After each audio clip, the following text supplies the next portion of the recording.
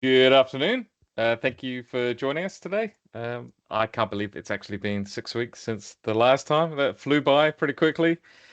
Right, as usual, we'll jump straight in because we've got a lot of content to cover. But just a bit of housekeeping when it comes to webinars is we've got a Q&A bar across the top. So if you do have any questions, feel free to jump in and ask some questions.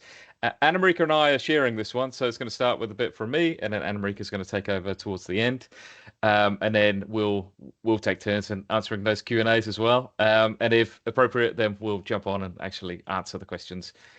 Anything that's a little bit tricky or unique to you guys, feel free to ask a question in an email and we'll jump on a call and talk about your own unique situations as well.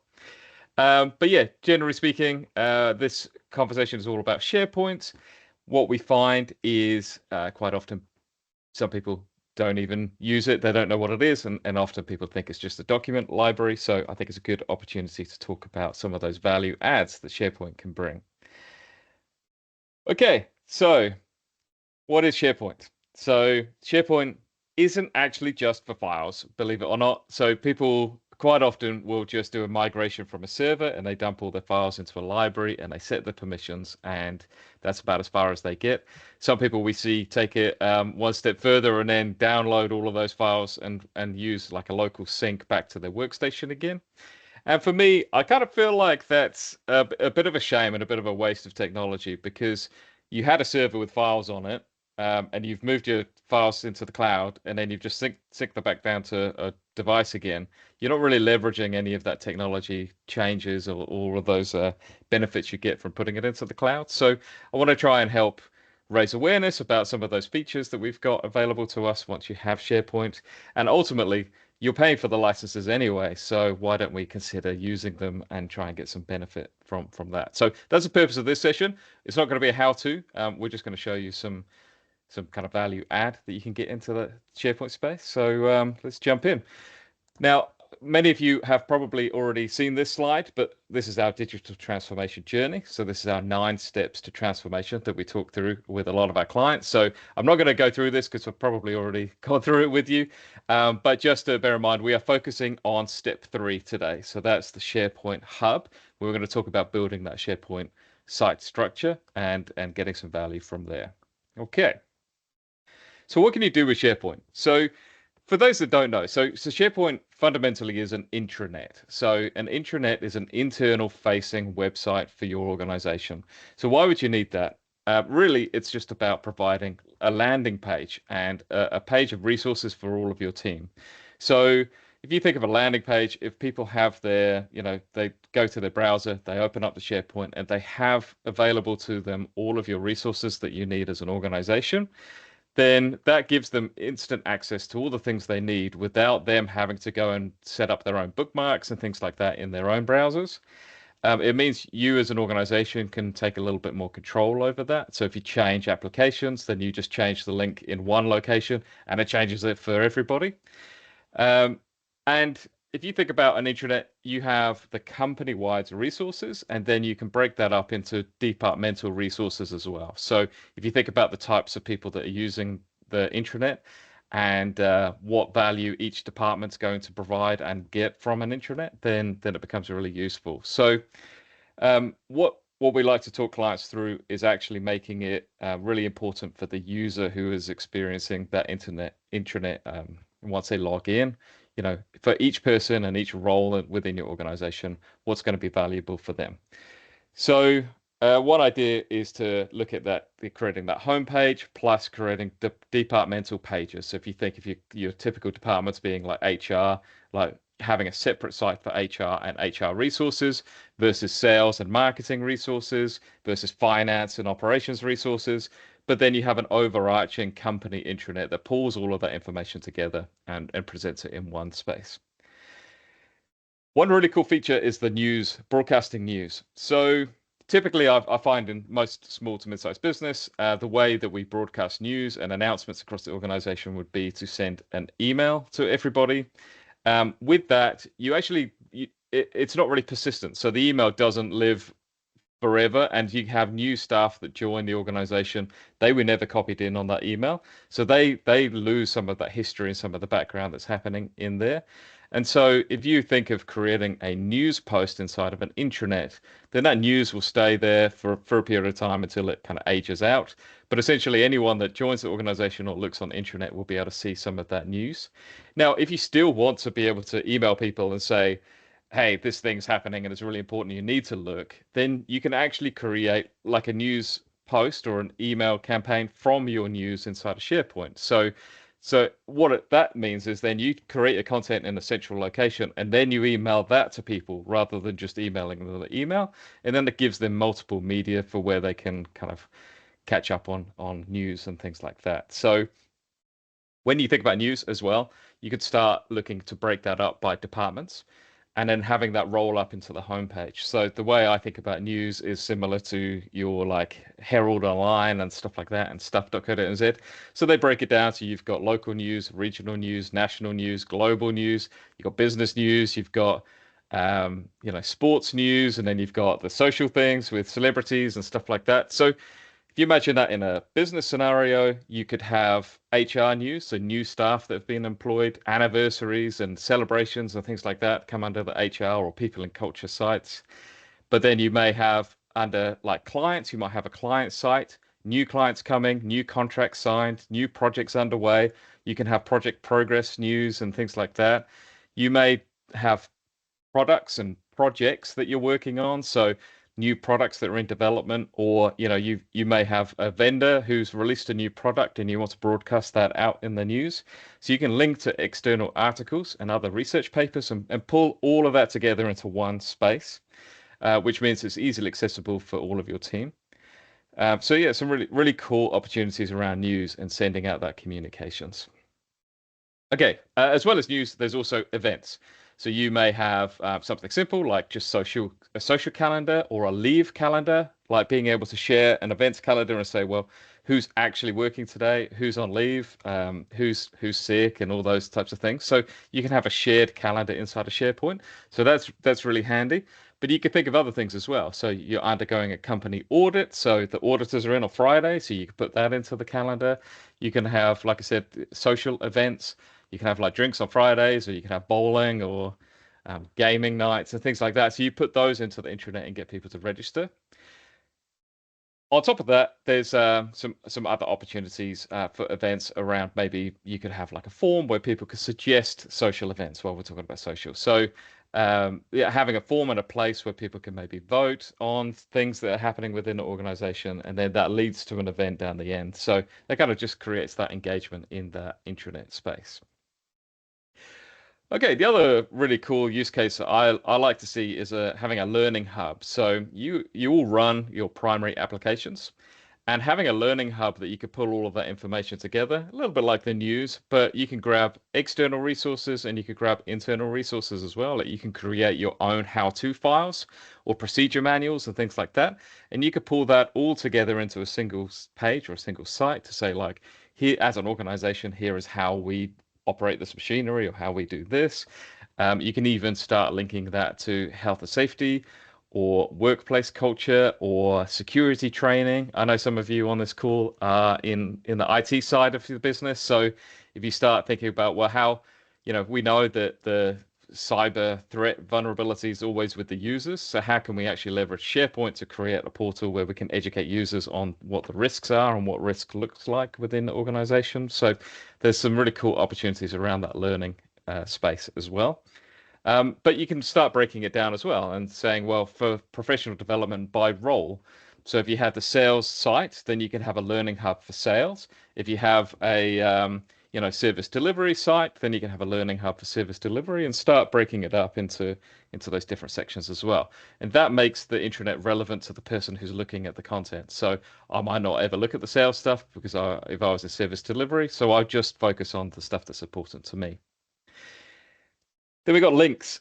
So a big part of it is consolidating links. So, we all have our favorite things that we need to look at, but usually they're pretty role specific. So if I'm in finance, I'd have a link to my Zero. If I'm in sales, I might have a link to like Google Maps or a client list or a CRM or something like that. So you kind of pull all those resources together, and that gives us one place to go to find everything that we're using for our role. And the key part is then to build out a great navigation. So to have a navigation pane, so that's the menu across the top. So the idea is you want to kind of reduce the amount of clicks it takes to find things. I know people get a lot really frustrated when they're navigating like through a folder structure. So that folder, folder, folder, folder, folder. Then they find the document. And if they have to do that 20 times, because that's a really common document, then why don't we actually present that on the homepage of the intranet with a link? And that's the form that you have to fill in every time you do that process. So that becomes less clicks and just a more efficient way of working. And if I have to do that, then there's no doubt my colleagues have to click it 20 times. And you multiply that across all of your staff, then that's a lot of clicks. So we want to try and reduce that down. So building a great navigation. And I know Anna Marika is going to run through some examples of a great navigation as well. So I'll leave that to her to go into a bit more detail. Then we look at policies and procedures. So if you think, typically I quite often see that people would print and they'd have a procedure manual that sits on the shelf. As soon as you printed it, potentially that procedure is out of date or the policy is out of date. So what we want to do is have that live. And the core purpose about putting documents into SharePoint is that you only have one single source of truth for that document. If you imagine the day I wrote version 1 of a policy and I send it out to all the staff, I expect them to read the policy. And then I'm like, okay, we need to update that. We're going to create a version 2, and I have to resend it out to all the staff again. Now I've got no control over whether the staff are now looking at the version 2 or whether they kept a copy of version 1 and they just be referring to that one. So what we want to do is actually put the policies in our intranet, and so that people can access the policy. And as soon as I publish an update to it, the latest version is the only version that people can access. So they're not taking copies themselves. They're clicking the link and seeing the up-to-date version 2 policy. So that's what we want to achieve inside of a document library in SharePoint for that, to put a bit of control in your documents. And I like to think about the day one experience of a staff member. So I know I've had some terrible experiences joining organizations in the past where you kind of get the impression that they forgot that you were joining that day. And they're like, oh, hang on, we'll find you a desk and there's probably a laptop around here somewhere.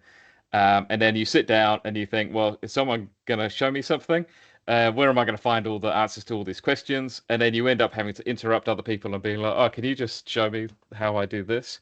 Whereas if you have an intranet, day one, you sit down, assuming you remember the desk and the laptop, but you sit them down and you say, here's our intranet.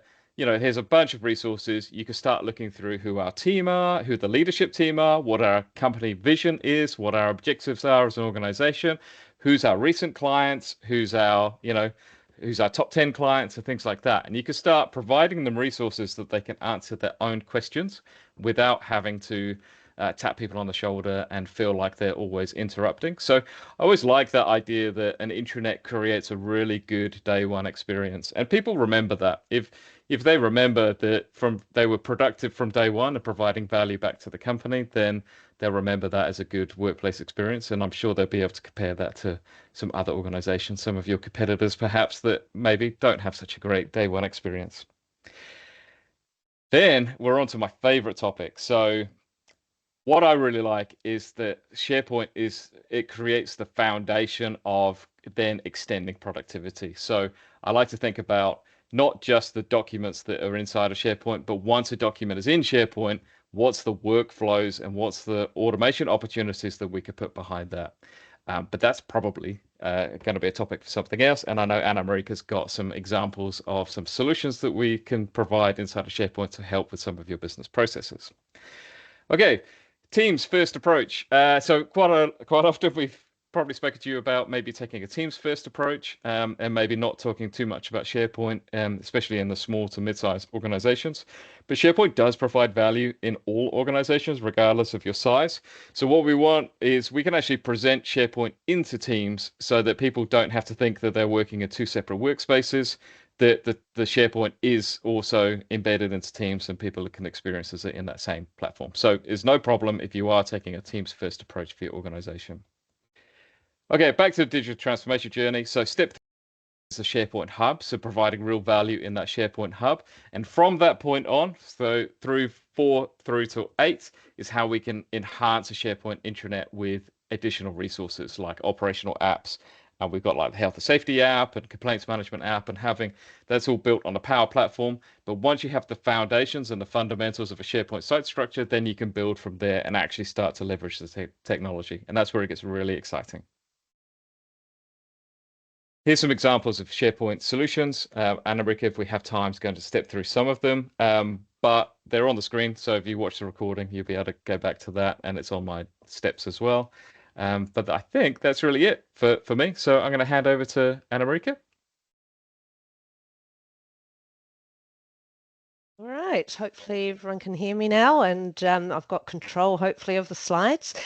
So Ian's given some great knowledge on what a SharePoint site can do for you beyond just using it for files. What I'm going to step you through is some of the things to think about when you're putting together a SharePoint site.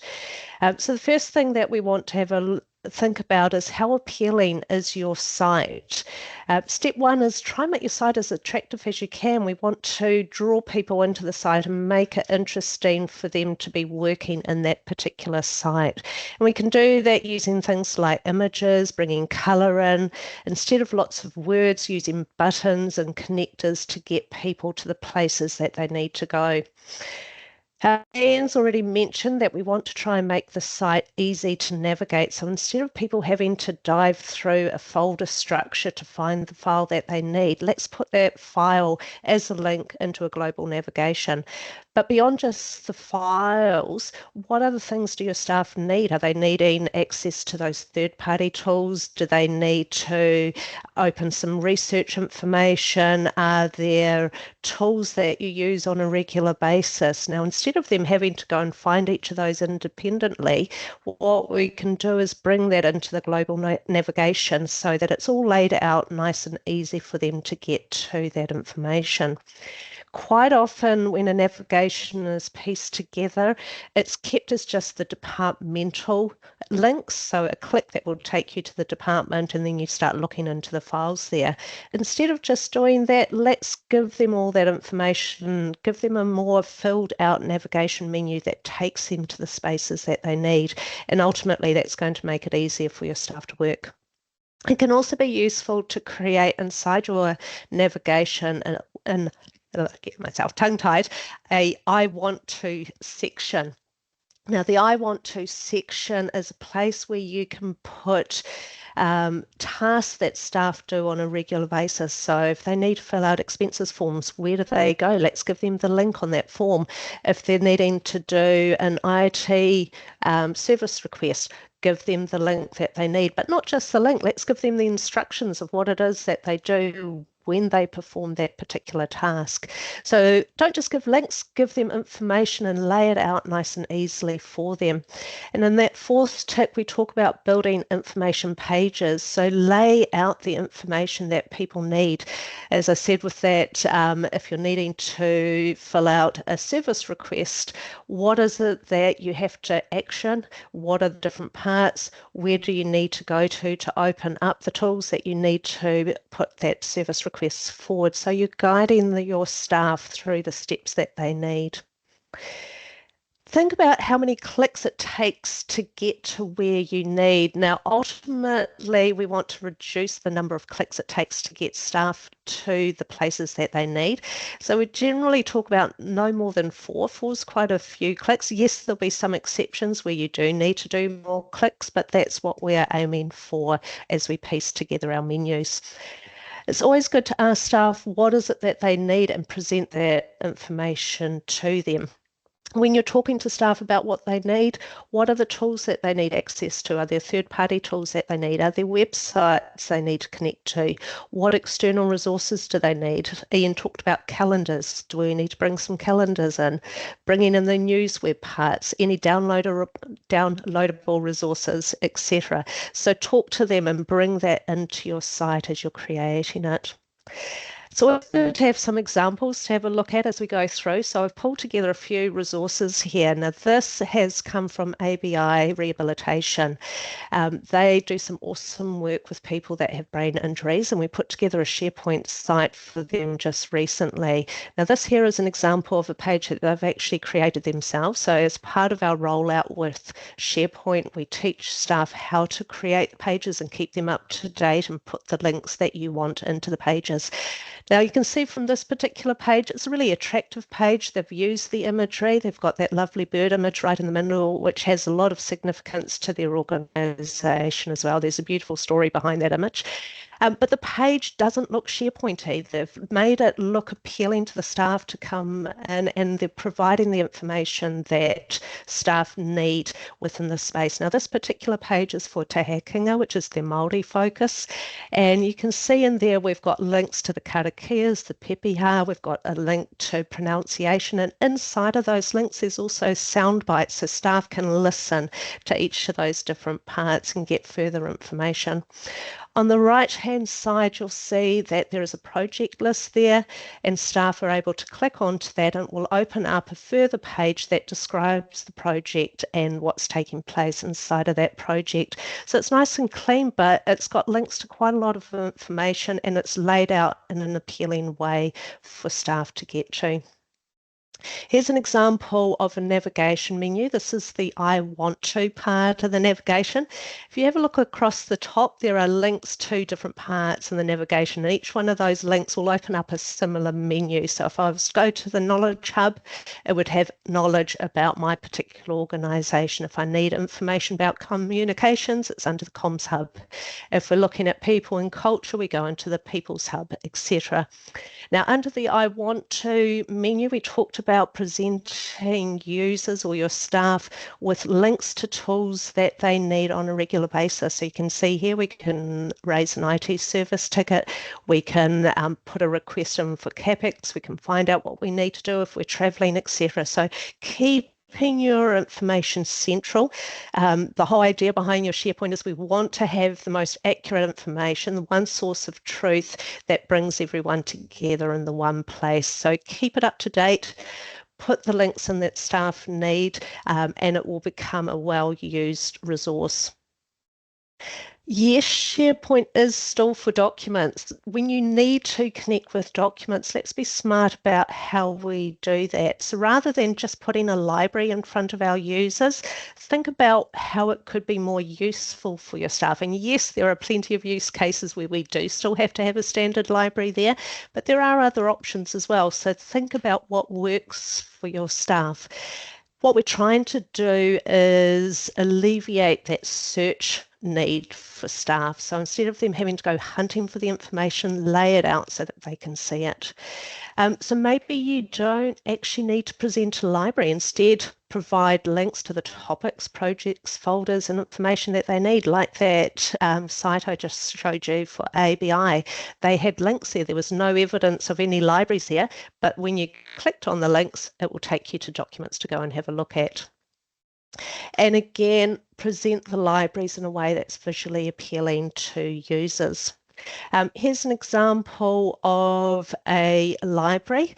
I shouldn't say it's a library, it's connecting to a library. So it's pulling information from a library. In this case, it's an image library that's being presented, but it's filtered by different subject headings. Now, I've overridden what the actual labels were for this particular client, but think about what topics you would have if you were setting up a image library, and you can then make it that when staff click on that subject heading, they're seeing the photos just for that subject.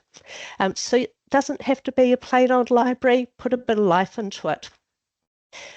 This one here is connecting to the branding resources inside the organisation, and instead of presenting a library with all those resources in it, let's talk to staff about what these branding resources are and what they get used for. So you click on the appropriate parts that you need and you'll find the branding that you need in that particular space. Instead of having to open up in a library, give them a button to download the link from the library. They're not having to go anywhere near the library, but they're getting all the resources that they need.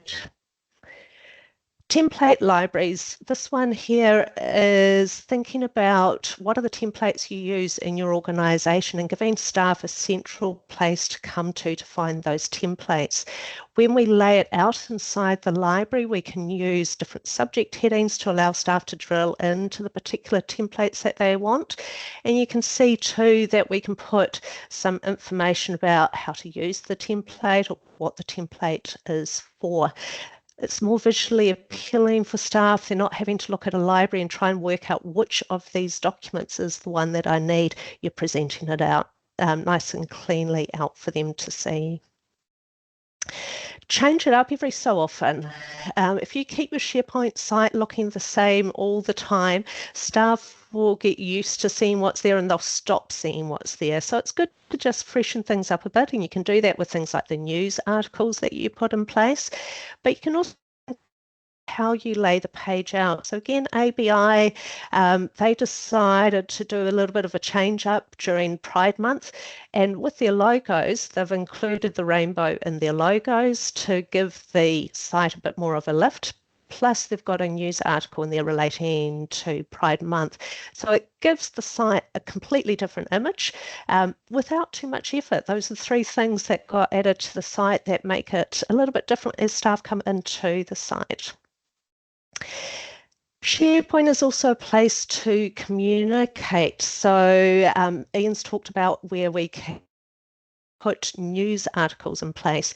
There is also now inside of SharePoint the ability for us to take those SharePoint pages and present them as an email. And the page that gets presented in the email will be identical to what you have in your SharePoint site. Any links that you have in that email will work just as they would inside of SharePoint. And that's done using some of the templates that exist inside of SharePoint. So use some of those tools just to up the ante, if you like. Now, I'm looking at time and we're getting close to time, so there isn't time for us to jump into the demoing of tools. I will just flick through a couple of the slides as we get through to the Q&A, just so you can see some examples. So we've got things like project lists that can be brought into our SharePoint sites. We've got the ability to add apps. So these are apps that sit inside your Microsoft space and they connect to SharePoint lists. So we can be using those. We can be using forms that then feed information into a SharePoint list. So there's lots of different ways of being able to work. Now I'm just going to flick through to our Q&A. Ian, while I've been doing the presentation, were there any questions that have come through? No questions. So I think we're covering everything, hopefully pretty well.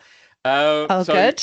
Just on those lists, so that's where I think it gets really exciting to be able to build some business processes. So, that's where we can start leveraging like AI technologies and automation, and integrating into third-party systems and really streamlining and making you guys a lot more efficient. So that's where it really comes into kind of getting a return on that investment. But really, you got to have that SharePoint kind of framework set up first in order to deploy that and start leveraging those technologies. There are a couple of questions that we thought of as we put the presentation together. So for those of you who are interested in being able to edit SharePoint pages, do you need any special training to do that? Yes, you just need to be shown how. It's not too difficult to do. It's fun as well, being able to make changes to those pages, and we offer editors training. So if you're interested in doing that, feel free to get in touch.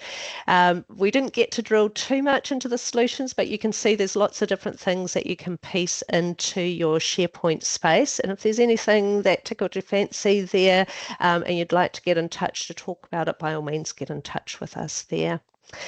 So yes, any questions?